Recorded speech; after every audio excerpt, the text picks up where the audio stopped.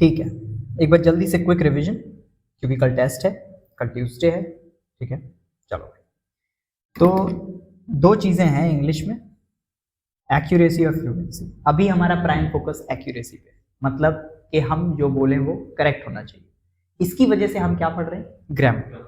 दूसरा जो हमारा एम होता है इंग्लिश में वो होता है फ्लुएंसी, मतलब बात करने में फ्लो बनना चाहिए, बीच में अटकना नहीं चाहिए। एक और फ्लुएंसी का मतलब है सिंपल भाषा में जिसको कहते हैं एफर्टलेस स्पीकिंग, मतलब बोलते टाइम एफर्ट नहीं लगने चाहिए। ऐसा नहीं लगना चाहिए कि आपको बहुत मेहनत करनी पड़ रही है इंग्लिश बोलने में, बहुत सिंपल इजी वे में आपने इंग्लिश बोलनी है, तो इसको फ्लुएंसी कहते हैं। उसके ऊपर भी हम काम कर रहे हैं, स्पोकन इंग्लिश के हम अलग पीडीएफ वगैरह हैं हमको स्टडी कर रहे हैं। तो पहले बात करते हैं ग्रामर की, क्योंकि ये इस मंथ का मेन फोकस है। नेक्स्ट मंथ का जो मेन फोकस होगा वो होगा स्पोकन इंग्लिश और साइड साइड में ग्रामर का रिवीजन, पर इस मंथ का मेन फोकस ग्रामर। अब ग्रामर पे आते हैं। ग्रामर को समझने के लिए पहले हमने ग्रामर को दो पार्ट में डिवाइड किया, वर्ड्स और सेंटेंसेस। वर्ड्स टोटल 9 तरह के होते हैं और सेंटेंसेस इंग्लिश लैंग्वेज में 5 तरह के हैं।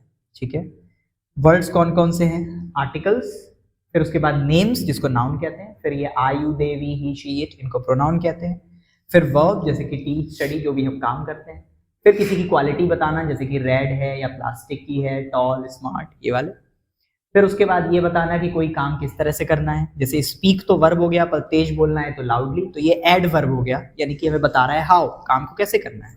अभी ये सिर्फ इसका एक ग्लिम्स है, ये चीजें और डिटेल में जाएंगी, मतलब जब हम आने वाले टाइम में इसको डिटेल में पढ़ेंगे तब ये चीजें और डिटेल में चलेंगी, पर ये this is just a glimpse of what it looks like, किस तरह के वर्ड्स होते हैं। फिर आते हैं प्रीपोजिशन जो हमें बताते हैं किसी चीज की पोजीशन या रिलेशन, जैसे कि अंडर यानी कि नीचे, ऑन मतलब ऊपर, इनसाइड मतलब अंदर। फिर कंजंक्शन, ऐसे वर्ड्स जो दो सेंटेंसेस को ज्वाइन करने के लिए यूज होते हैं, जैसे कि एंड और बिकॉज। और इंटरजेक्शन जो इंटरजेक्ट करने के लिए यूज होते हैं। इंटरजेक्ट करने का मतलब मैंने बताया था किसी को इंटरप्ट कर देना, कोई बोल रहा है हमने बीच में उसको इंटरप्ट कर दिया, टोक दिया उसको, उसी को कहते हैं इंटरजेक्ट कर देना। तो इंटरजेक्शन वो वर्ड्स होते हैं जो आप किसी को बीच में टोकने के लिए यूज कर देते हो, ये आप चाहते नहीं बस हो ही जाता है, जैसे ओ माय गॉड, वाह, इसीलिए इसका नाम इंटरजेक्शन है। आगे चलते हैं।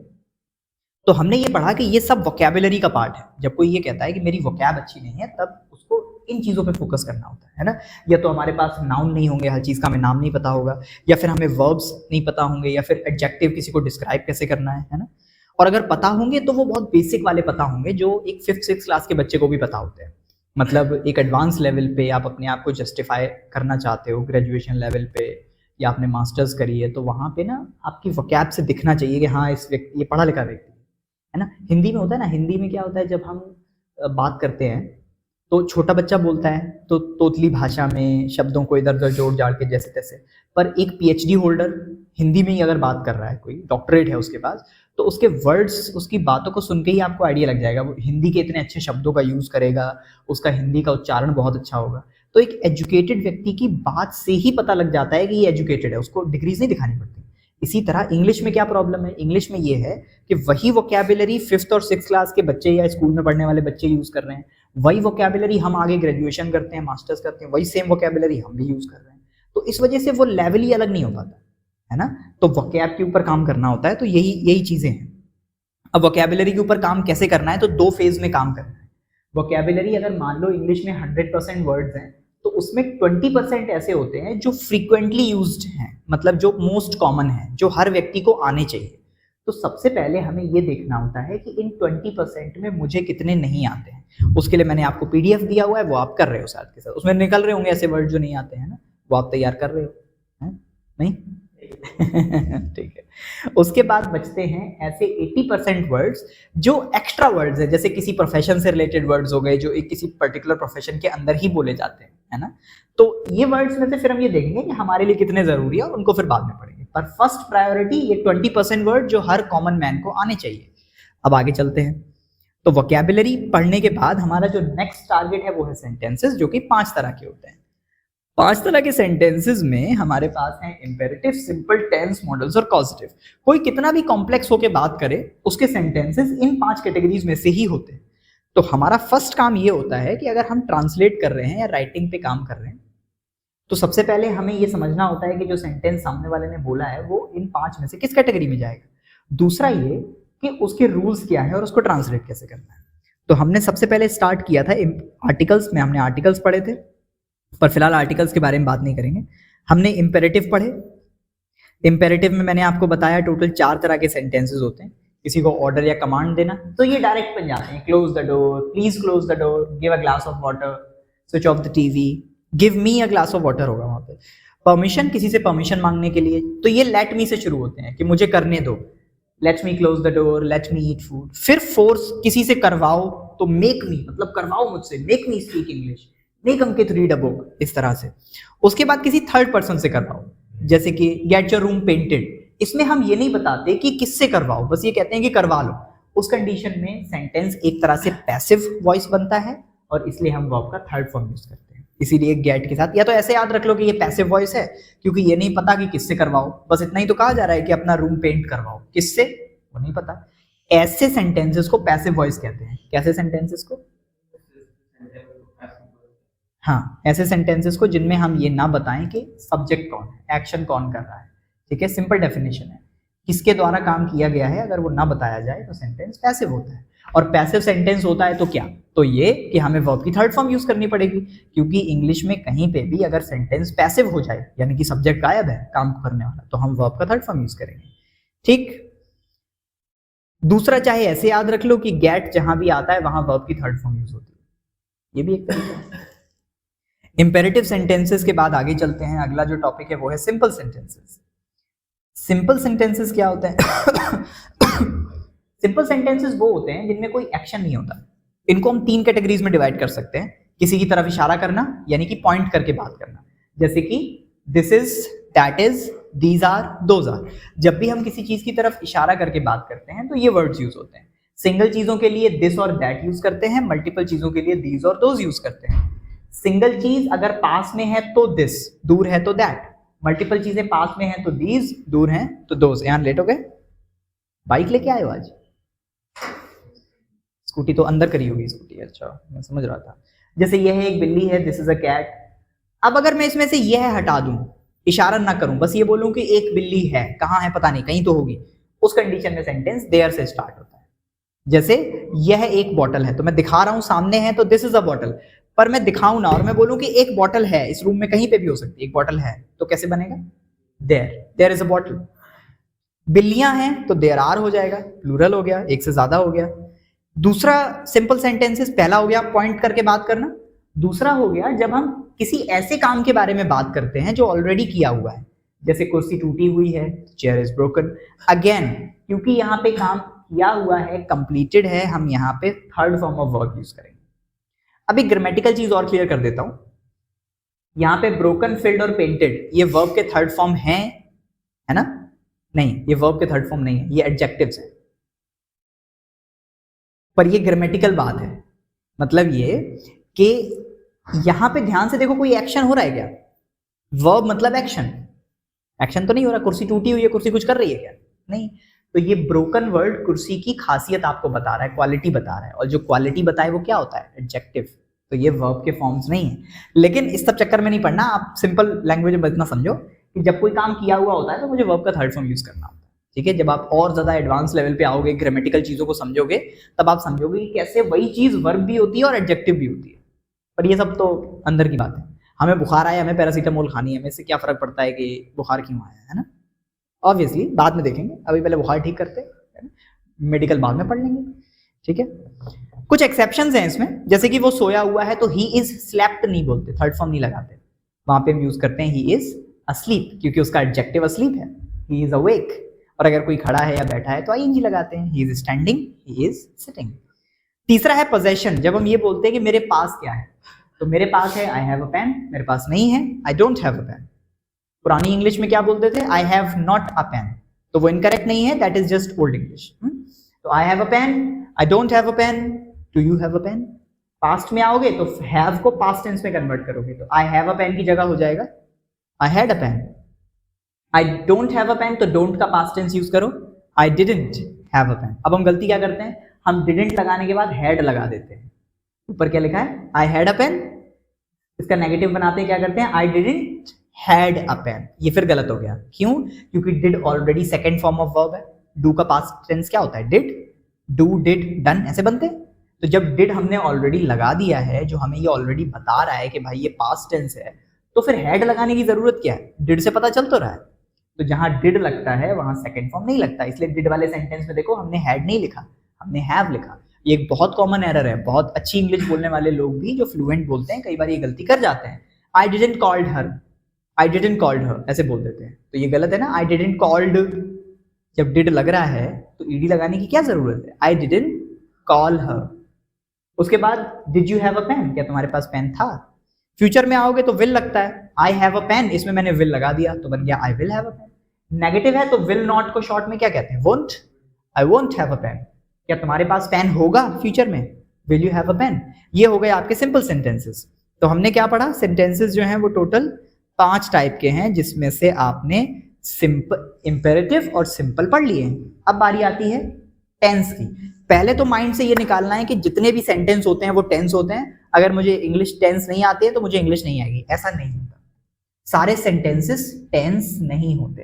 टेंस सिर्फ वो होते हैं जिसमें एक्शन होता है। अगर कोई व्यक्ति कुछ कर रहा है, एक्शन कर रहा है, तो ही वो टेंस है। अगर एक्शन नहीं है तो क्या है? सिंपल है। और अगर वो खाली बैठा है दूसरों को ऑर्डर दे रहा है तो क्या है? तो इंपेरेटिव है। तो अगर एक्शन है तो क्या होगा? टेंस। अगर एक्शन कर रहा है वो, अगर एक्शन के बारे में सिर्फ बातें कर रहा है तो मॉडल्स हो जाएगा, किसी और से करवा रहा है तो पॉजिटिव हो जाएगा। लेकिन वो खुद कुछ कर रहा है, तो बंदा जब उठ के खुद कुछ करने लगे तो उसको बोलते हैं टेंस। ठीक है, अब टेंस पे आओ। टेंस एक लैटिन भाषा का शब्द है, हमने पढ़ा था। टेंस इंग्लिश का वर्ड नहीं है, टेंस किस भाषा का वर्ड है? लैटिन। लैटिन एक बहुत प्राचीन भाषा है। लैटिन भाषा आप एक तरह समझ लो इंग्लिश की माता है। जर्मन भी है, पर बहुत सारे वर्ड इंग्लिश के लैटिन भाषा से एज इट इज लिए गए हैं, है ना? गुड। तो इसलिए टेंस कौन सी भाषा से आया है? लैटिन से। तो टेंस का इंग्लिश में क्या मीनिंग होता है? तो हम क्या स्टडी कर रहे हैं? टाइम। अब टेंस को समझने के लिए मैंने आपको समझाया था कि टेंस को कॉपी पेन पे मत समझो, क्योंकि ये तो ऐसी चीज है जो हम डेली जी रहे हैं, इसलिए इसको विजुअलाइज करो, समझो टेंस क्या होता है। तो मैंने क्या बताया? मैंने बताया कि मान लो यहाँ पे मैं खड़ा हूं, मान लो मैं यहाँ बैठा हूं और यहाँ से उठ के मैं यहाँ आया और यहाँ से मैं यहाँ जाऊंगा। बस ये जो टाइमलाइन बनी इसी को टेंस कहते हैं। वो हो गया पास्ट टेंस जहां मैं अभी खड़ा हूं, ये हो गया प्रेजेंट टेंस और जहां मुझे जाना ही हो गया फ्यूचर टेंस। इसी चीज को मैंने यहाँ पे ड्रॉ कर दिया, पास्ट, प्रेजेंट और फ्यूचर। अब यहां से पहले, यहां खड़े होने से पहले मैं घर पे था, ठीक है? तो वो पास्ट से पहले क्या लगेगा? तो जो काम पास्ट से पहले हुआ वो हेड में गया, ठीक है? और फ्यूचर के बाद जब हम फिनिश करने की बात करते हैं कि ये काम फिनिश हो चुका होगा, जैसे अभी टाइम हो रहा है 10:18, ठीक है? इसके बाद हम टेंस की टेबल के बारे में और पढ़ेंगे और 11 बजे तक हम क्लास फिनिश कर चुके होंगे। तो फ्यूचर में फिनिश करने की बात कर रहे हैं तो क्या लगेगा? Will have. तो हमें ये 5 समझ आ गए। अब प्रेजेंट टेंस में मैं हूं यहाँ पे, वो मेरा पास्ट टेंस था चेयर पे जब मैं बैठा था। इन दोनों के बीच में क्या होता है? रिसेंटली कंप्लीटेड, कि यहां से यहां आने से पहले मैं यहां था, ये रिसेंट हो गया। ऐसे ही फ्यूचर में जाने से पहले मैं यहां जाऊंगा, तो ये नेक्स्ट वर्क होता है, जो भी मुझे नेक्स्ट करना है, जो इंडिया में हमें पढ़ाते नहीं, ठीक है? इसको कहते हैं use of future continuous, use of present continuous in future tense, जो हमें नहीं पढ़ाया जाता, कोई बात नहीं, हम पढ़ लेंगे। अब आ जाओ टेंस पे। तो टेंस की सिंपल डेफिनेशन क्या हुई? Time plus action. अब एक तरफ लिख लेते हैं टाइम और एक तरफ लिख लेते हैं एक्शन। ये जो टेबल है ये मैंने आपकी अंडरस्टैंडिंग की वजह से इसको मॉडिफाई किया है। अगर आप इंटरनेट पे टेंस टेबल सर्च करोगे तो ऐसी टेबल नहीं मिलेगी, क्योंकि जो एक एकेडमिक सिस्टम बना हुआ है ना, वैसे ही सब पढ़ाते जा रहे हैं, चाहे किसी को आए समझ चाहे ना। लेकिन मैंने क्या किया? मैंने इसको मॉडिफाई कर दिया ताकि आपके लिए ईजी हो जाए। इसको ऐसे समझो कि जैसे एक छोटा बच्चा जब दवा नहीं खा पाता तो उसको दवा पीस के खिलाई जाती है, या फिर लड्डू में डाल के खिलाई जाती है, या फिर उसको सिरप दिया जाता है, ठीक है? वो भी नहीं हुआ तो फिर इंजेक्शन दिया जाता है। इसी तरह जो टेंस टेबल है जो आप इंटरनेट पे पढ़ते हो या फिर जो हम बुक्स में पढ़ते हैं, वो इतनी कॉम्प्लिकेटेड होती है कि उसको समझना बहुत मुश्किल है। समझ आ जाएगी बट दैट इज टिपिकल, मुश्किल है वो। इसलिए हमने क्या किया? इसको मॉडिफाई कर दिया, ठीक है? ताकि आपको बहुत ईजी से समझ आ जाए कि टेंस क्या होता है। एक बार समझ आ जाएगा ना तो वो टेबल समझने में भी टाइम नहीं लगेगा, ठीक? तो हमने क्या किया? सिंपल करने के लिए पहले हमने 3 टाइम ऊपर लिख लिए। टाइम 3 ही होते हैं, प्रेजेंट, पास्ट, फ्यूचर, है ना? इंसानों की दुनिया में या कहीं पे भी टाइम 3 तरह का होता है, प्रेजेंट, पास्ट, फ्यूचर। और एक्शन की अगर बात करें तो एक्शन 2 तरह के होते हैं, इनकम्प्लीट एक्शन और कंप्लीटेड एक्शन। इनकम्प्लीट एक्शन वो होता है जो अभी हो रहा है, जैसे हमारी क्लास अभी इनकम्प्लीट है, जो कुछ भी चल रहा है फिनिश नहीं हुआ है वो इनकम्प्लीट एक्शन है, और जो फिनिश हो गया है वो कंप्लीटेड एक्शन है।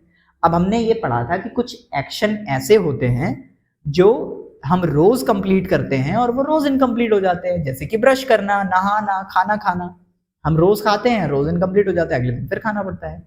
ऐसे एक्शंस को हम रूटीन वर्क कहते हैं, जो हमें रूटीन में करना होता है। ठीक, तो अब हमारे पास 3 तरीके का टाइम हो गया, 3 तरीके के एक्शन हो गए, रूटीन, कंप्लीटेड, और रूटीन, इनकम्प्लीट और कंप्लीटेड। रूटीन जो हमें डेली करना पड़ता है। अब इंग्लिश में कैसे कन्वर्ट करते हैं, तो इंग्लिश में सबसे पहले रूल क्या है, ऊपर लिखा हुआ है नेम और वर्क, ये 2 बातें याद रखनी है। इंग्लिश का कोई भी सेंटेंस बनाओ, बस 2 बातें ध्यान रखो, सबसे पहले नाम, उसके बाद काम। बस नाम बताओ, काम बताओ। इंग्लिश एकदम स्ट्रेट फॉरवर्ड लैंग्वेज है, सीधा सीधा बात करते हैं, नाम बताओ, काम बताओ, बाकी बातें बाद में, एक्स्ट्रा ऑब्जेक्ट सब लास्ट में, नाम और काम।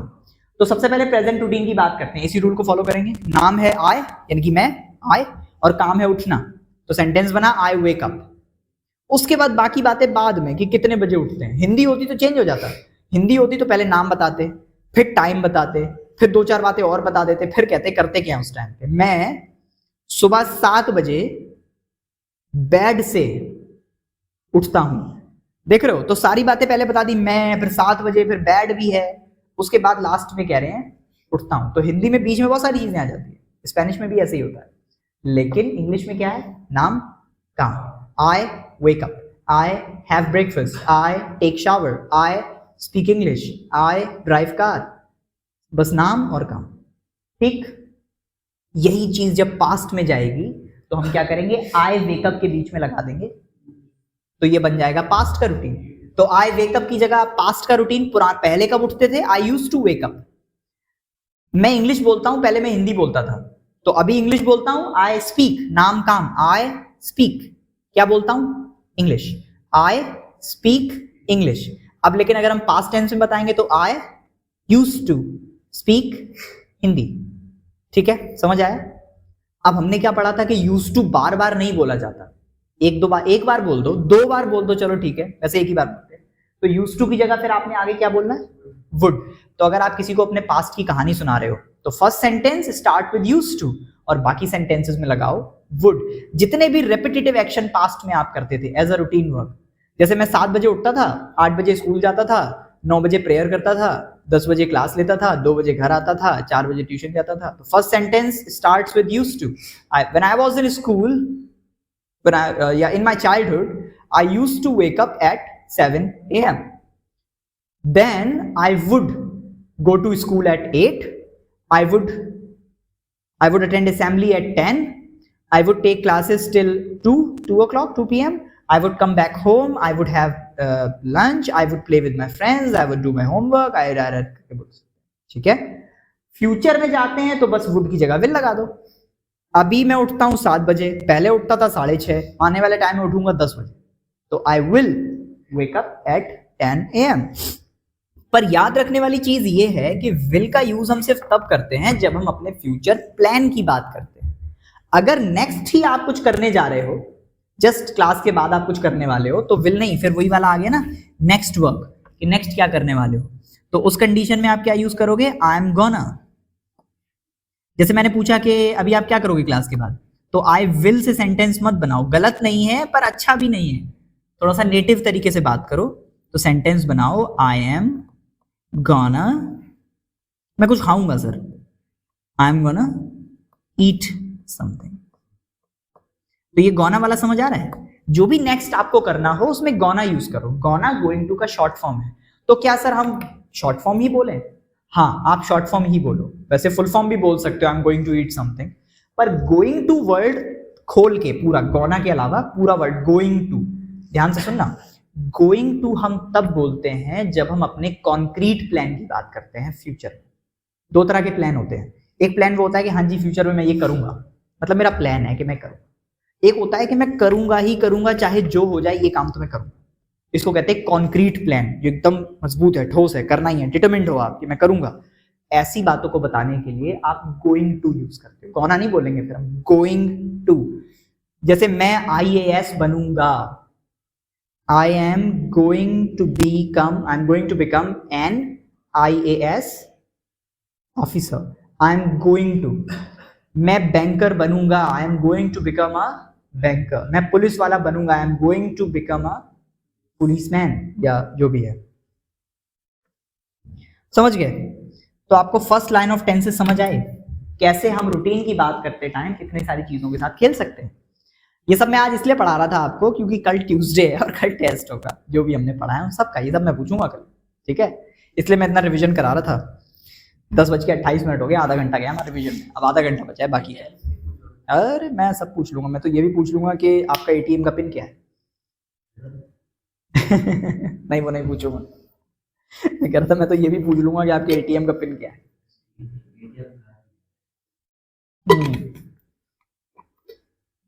18 साल के नहीं हुए अभी।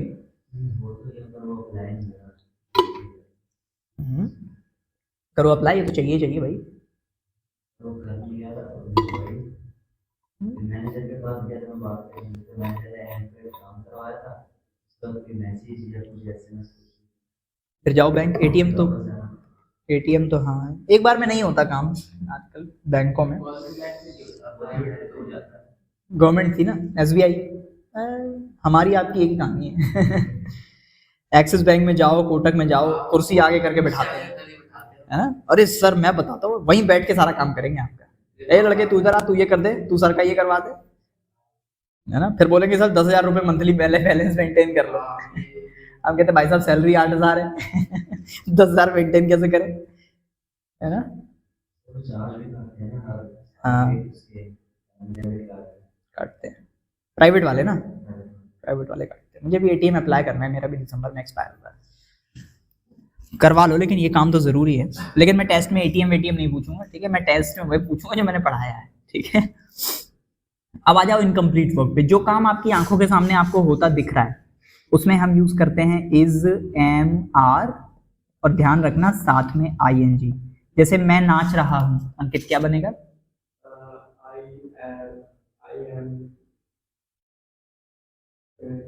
सिंग, डांसिंग, आई एम डांसिंग, ठीक है?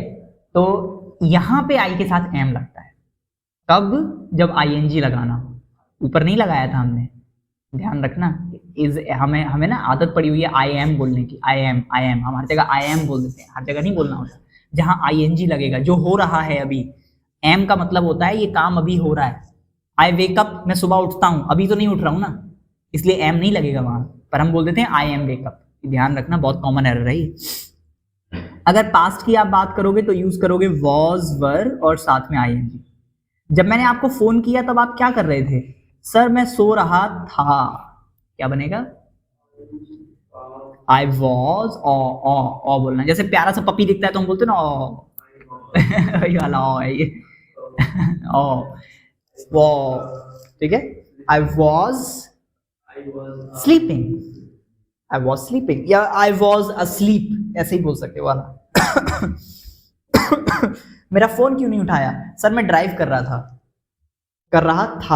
तो क्या बनेगा? Was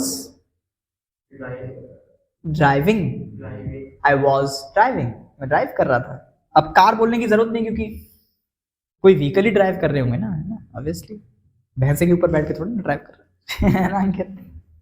I was driving a भैंसा। चलो भाई आगे चलें।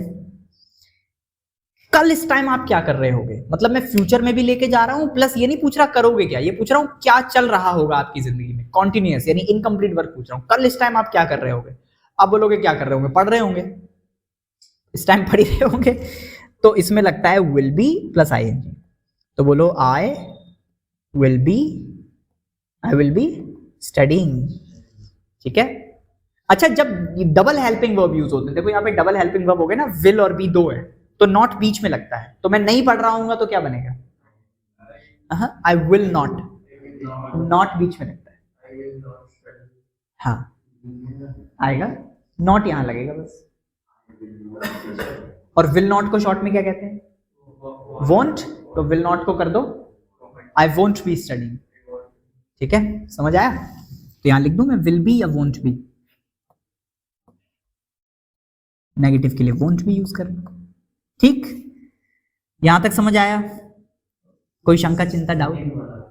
वॉज वाला, हाँ वॉज वाला फिर से समझो, जो काम आप अभी कर रहे हो इज एम आर और आई एन जी, जो काम पहले कर रहे थे, कोई पूछे कि उस टाइम आप क्या कर रहे थे, और आप किसी ऐसे काम के बारे में बता रहे हो कि जिस टाइम की वो बात कर रहा है तब वो चल रहा था। जैसे इतनी देर क्यों लगी गेट खोलने में, दरवाजा खोलने में, आप बोलो अरे सर मैं ना नहा रहा था, तो आप क्या बोल रहे हो, नहा रहा था, पास्ट की बात कर रहे हो और इनकम्प्लीट वर्क की, आप ये नहीं कह रहे हो कि नहाना फिनिश हो गया था, आप कह रहे हो कि उस समय मेरा नहाना चल रहा था, उस कंडीशन में यूज कर। अब बनाओ क्या बनेगा, मैं नहा रहा था, I was taking shower, I was taking shower, ठीक है। कौन सा वर, हाँ बिल्कुल इसको वर पढ़ेंगे, लास्ट का ई साइलेंट होता है ना। देखो एस जहां लगता है उसका मतलब होता है सिंगुलर, तो एस वाले वर्ड्स किसके साथ यूज करे जाते हैं, सिंगल चीज के साथ, और अगर सिंगल चीज नहीं है, वो दोनों नहा रहे थे, ठीक है, तो दे वर, ठीक है। ऐसे यू के साथ वर, तुम सो रहे थे इसलिए मैंने तुम्हें रसमलाई नहीं दी, तुम्हारे हिस्से की नहीं खा गया, तो तुम सो रहे थे, यू वर। तो क्या ध्यान रखना है इंग्लिश में, आई यू दे वी, शॉर्ट में बोले तो आयु देवी, कौन सी देवी, आयु देवी, आयु मतलब उम्र भी होती है ना, आयु, तो आयु देवी, ठीक है, कौन सी देवी, आयु देवी, आयु देवी, इनके साथ हमेशा प्लूरल यूज करना। अब बस इसमें से जो आई है वो एक्सेप्शन है, आई के साथ यहां लगता है एम और यहां लगता है, बाकी यू दे वी वर, ऐसे यू दे वी आर। तो अब आयु देवी के बाद कौन बचा, ही शी और इट, ये सिंगल होते हैं, ही मतलब सिंगल लड़का, शी मतलब एक लड़की, इट मतलब एक चीज, इनके साथ सिंगल वाला यूज करो जिसके पीछे एस आता है, ठीक है। कभी भी कोई वर्ड ऐसा देखे जिसके पीछे एस आ रहा है, हेल्पिंग वर्ब, तो वो सिंगल के साथ यूज होता है, ठीक। अब बताओ ये समझ आया, आगे चलें, अयान बताओ, आया ना, अभी प्रैक्टिस करेंगे तो और अच्छे से क्लियर होगा। अभी ये तो फर्स्ट कोट लग रहा है ना, अभी सेकंड लगेगा, फिर थर्ड लगेगा, तब आएगा, ठीक। आज नाजिया जी भी नहीं आए,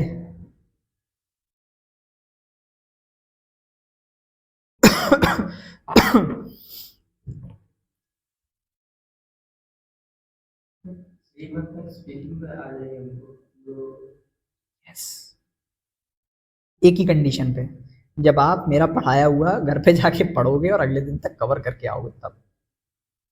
3 मंथ्स क्या है ना, देखो मैं बताता हूँ, जैसे डॉक्टर होता है ना 3 महीने इलाज करता है, फिर ये देखता है कि इस व्यक्ति के ऊपर इलाज का असर हुआ कि नहीं हुआ, तो 3 महीने क्या, 2 महीने में इलाज करूंगा, लास्ट के 1 मंथ में प्रैक्टिस कराऊंगा, फिर ये देखूंगा 3 महीने के बाद कि आपके अंदर क्या इंप्रूवमेंट है।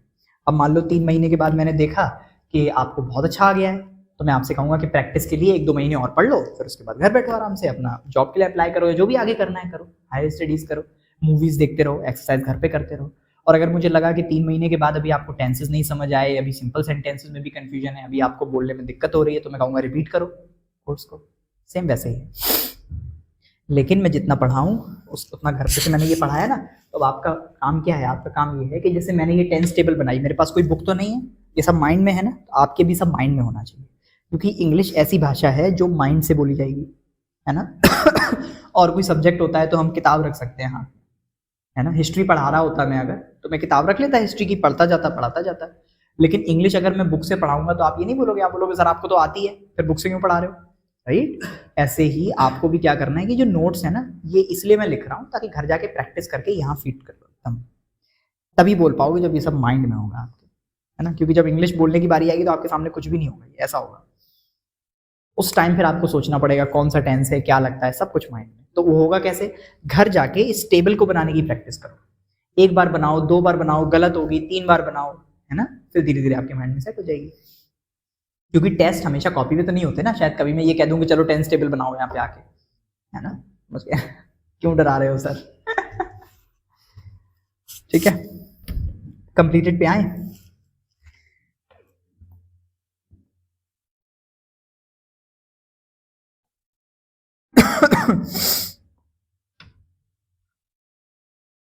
कंप्लीटेड में क्या होता है, जो काम फिनिश हो चुका है, तो पहले रिसेंटली कंप्लीटेड जो अभी अभी हुआ है, उसमें हम क्या करेंगे, हम उसमें लगाते हैं हैज और हैव।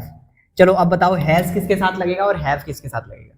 वही सेम फॉर्मूला है एस वाला है, सिंगुलर के साथ प्लूरल के साथ। तो सिंगुलर कौन कौन होता है? ही, शी, इट। तो इनके साथ क्या लगेगा? हैज। और बाकी कौन बचा? आई, यू, दे, वी। आयु देवी, कौन सी देवी? आयु देवी। उनके साथ क्या लगेगा? हैव। तो I have, you have, we have, they have, ठीक है। और he has, she has, it has, ठीक। और याद रखना कंप्लीटेड वर्ब में वर्ब का फॉर्म थर्ड। वर्ब के फॉर्म में याद रखने में झंझट नहीं है। देखो रूटीन में सब में फर्स्ट फॉर्म लगता है, इनकम्प्लीट में सब में आईएनजी लगता है, और कंप्लीटेड में सब में थर्ड फॉर्म। हो गया, देखो सब में सेम ही है। अब आ जाओ पास्ट टेंस पे। पास्ट टेंस में हम यूज करते हैं सेकंड फॉर्म, ठीक है, यानी ईडी। और अगर पास्ट से भी पीछे चले जाओगे तो क्या यूज करोगे? और हैड के साथ कौन सा फॉर्म यूज होता है? थर्ड। हैज, हैव, हैड, इन सब के साथ थर्ड फॉर्म। फ्यूचर में आ जाओ, फ्यूचर में क्या यूज होता है? विल और साथ में हैव, क्योंकि कंप्लीट हो चुका है काम। और वर्ब का फॉर्म थर्ड, क्योंकि सब में थर्ड फॉर्म यूज होना है। बस इतना ध्यान रखना कि जब नेगेटिव सेंटेंस बनते हैं तो हम डिडंट यूज करते हैं, डिड यूज करते हैं। और यहां जब नेगेटिव सेंटेंस बनते हैं तो डोंट यूज करते हैं। तो आई डोंट। लेकिन अगर ही होगा तो डज यूज करेंगे, डजंट। ये वाला समझ आया? क्योंकि सिंगल के साथ एस वाले वर्ड यूज होते हैं। नहीं समझ आया ना? जैसे यहां हैज, हैव है, वहां पे वॉज, वर था। प्रेजेंट में क्या होता है? डू और डज। तो बताओ डू किसके साथ लगेगा और डज किसके साथ लगेगा? और डज लगेगा सिंगुलर के साथ। तो सिंगुलर कौन होता है? ही, शी, इट। तो ही, शी, इट के साथ क्या लगेगा? डज नॉट, अगर नॉट लग रहा है तो। और आई, यू, दे, वी के साथ डू नॉट। सिंपल। तो ये होता है टेंसेस। ये आपको समझ आ गया अगर, तो समझो 80% इंग्लिश आपको घर बैठे आ गई। नहीं, घर बैठे तो नहीं है क्योंकि आपको ऑफिस आना पड़ा है, लेकिन हाँ 80% आ गई आपको, अगर आपको ये टेबल समझ आ गई। क्योंकि सबसे ज्यादा बोला जाता है तो टेंसेस।